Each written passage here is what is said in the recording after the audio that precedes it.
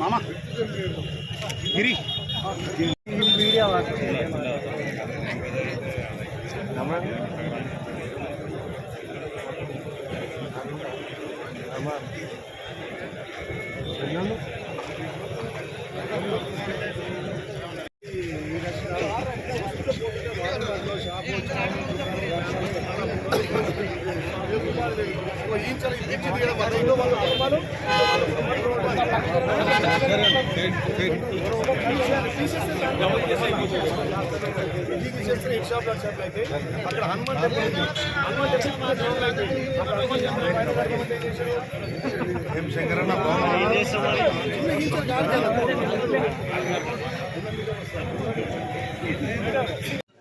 ఆర్ఎండ్బి శాఖ మంత్రిగా పదవి బాధ్యత చేపట్టి మొదటిసారి ఆర్ఎన్ కాన్స్టిట్యూన్సీలో కొన్ని గ్రామాలలో అభివృద్ధి కార్యక్రమాలకు శంకుస్థాపన చేయడం, కొన్ని ఓపెనింగ్ చేయడం, దాంతోపాటు యాదాద్రికి సంబంధించిన ఇక్కడ వర్క్స్ మీద రివ్యూ చేయడం జరిగింది. స్థానిక శాసనసభ్యులు ప్రభుత్వ కాన్స్టిట్యూన్సీ 50,000 మెజార్టీలో గెలిపిస్తున్నానని చెప్పి గెలిపించాలని ప్రజలను కోరినప్పుడు అదే 50,000 మెజార్టీ ఇచ్చిన ఆలేరు ప్రజలకు కృతజ్ఞత తెలుసుకుంటూ మా నాయకులకు, ముఖ్యంగా ఈరోజు నాగినేనిపల్లికి వెళ్ళి అనంతరం, అలాగే మర్యాద వడపర్తి, చీకటి మామిడి దాదాపు 60 కోట్ల రూపాయలతో ఆర్ఎండ్బి రోడ్లకు కూడా శాంక్షన్ చేయడం జరిగింది. వర్క్ ఆగిపోయింది. ఎప్పుడు 3 ఏళ్ల కింద ఆగిపోతే దాన్ని పట్టించుకునే నాదుడు లేడు. 1 మంత్లో పూర్తి చేసి ఈ ప్రాంతానికి తాగునీరు ఇబ్బంది లేకుండా చేయడం జరిగింది. ఇంకా బస్వాపూర్ గంధమ్మలకు కూడా ఇరిగేషన్ శాఖ వారితో రివ్యూ చేసినాం. దాన్ని కూడా త్వరలోనే పూర్తి చేయించి గంధమల్ల కూడా పనులు గతంలో టెండర్ పెట్టి క్యాన్సిల్ చేయడం జరిగింది. నేను ఎమ్మెల్యే గారు ఉత్తమ్ కుమార్ రెడ్డి గారి సమక్షంలో రివ్యూ చేసినాం. దాన్ని కూడా మళ్ళీ స్టార్ట్ చేసే విధంగా ముఖ్యమంత్రి గారితో చర్చించి తప్పకుండా ఈ ఆలేరు ప్రాంతానికి, భువనగిరి ప్రాంతానికి కానీ ఇక్కడ మన పైన కొండపోచమ్మ, మల్లన్న సాగర్ వాళ్ళ సరిపోని కడుపు నిండా ఉంటుంది. కిందకు వస్తే మాత్రం ఒక సుక్క నీళ్ళు రాదు. ఉన్నార మండలానికి నవాపేట చెరువు నిండదు. ఆ నీళ్ళు అక్కడ వేసి వెళ్తే తప్ప కిందికి రానియడు.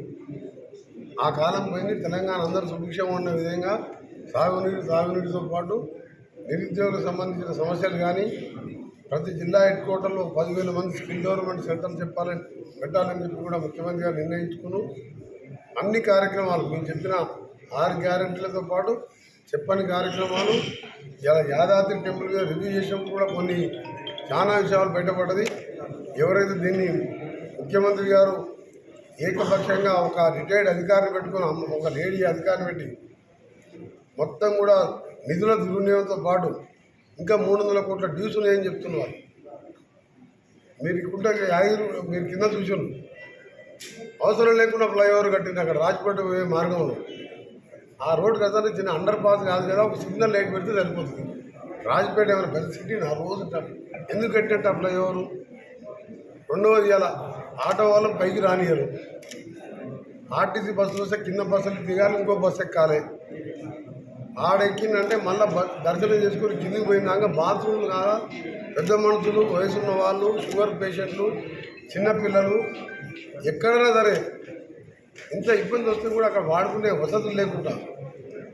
రెండవది ఇలా దేవుని దగ్గరికి వచ్చింది ఎందుకు, అక్కడ ఒక గతంలో డార్మెంట్ లా ఉండి షెడ్లలో మంచి మంచి ఫ్యామిలీస్ వాళ్ళు నిద్ర చేసేవాళ్ళు. పాదాల దగ్గర నిద్ర చేస్తే పుణ్యం కలదు. అక్కడ డార్మెంటరీ లేదు. ఈ అన్నిటి మీద నేను వచ్చే ముందే, టెంపుల్కి పోయే ముందే ఎండోమెంట్ మినిస్టర్ కొండ సురేఖ గారితో మాట్లాడడం జరిగింది. ఫస్ట్ వీక్లో రివ్యూ పెట్టుకొని యాదగిరి ఉంటా ఈ వైటీడీ గతంలో ఏ విధంగా ఉండే, ఒక్కొక్క అసెంబ్లీ సెగ్మెంట్కి వెళ్ళి కొందరు ధర్మకర్తల్ని మెంబర్ ఉండే, ఒక బోర్డు మీటింగ్ లాగా వంశపారంపర్యంగా చైర్మన్ ఉండే. కానీ సీఎం చైర్మన్గా ఒక రిటైర్డ్ ఆఫీసర్ని పెట్టుకొని ఆ మాటలు వినుకుంటూ ఇవాళ ప్రజల ఆస్తులన్నీ కూడా ఇవాళ మీరు చూసింది. ఇక్కడ ప్రెసిడెంట్ హౌస్కి వచ్చే రోడ్డు కొత్త ఇల్లు ఉంటే పూల కొట్టి ₹1,00,00,000 ఇంటికి 20-30 లక్షలు ఇచ్చారు. దేవుని దగ్గర దేవుడు ఉన్నది పేదోళ్ళను కాపాడటానికి. దేవుని పేరు మీద ఇవాళ యాదగిరిగుట్టలో ఆటో డ్రైవర్ నుంచి మొదలు పెట్టుకుంటే వ్యాపారస్తులు కడుపు కొట్టింది. ఫ్లైఓవర్ కట్టకపోతే ఇటు అటు 300-400 షాపులు అంటే ఒక 2-3 వేల మంది ఇవాళ తిండికి లేక బిజినెస్ లేక రోడ్ల మీద పడే పరిస్థితి ఉంది. రేపు 3వ తారీఖు రోజు నేను మినిస్టర్ గారు ఎంపీ గారు రివ్యూ చేసుకుంటాం. ఏ విధంగా కొన్ని సెటరేట్ చేయాలనో మా కిషన్ రావు గారు కూడా కొన్ని ఐడియాలు ఇచ్చాను. సార్ కొన్ని చేయవలసి ఉంటే చేయలేకపోయినాం. దాన్ని ఆ రోజు రివ్యూ చేసుకొని తప్పకుండా యాదాద్రి వాళ్ళు చేసిన దానికంటే ఎక్కువ వసతులు కల్పిస్తూ ఎక్కువ ప్రయాణికులు వచ్చే విధంగా బస్ డిపోను కూడా బస్సులు కూడా ఇంకా 40 బస్సులు కావాలన్నాం. ఇప్పుడే సజ్జనార్ గారు కూడా ఫోన్ చేశాను.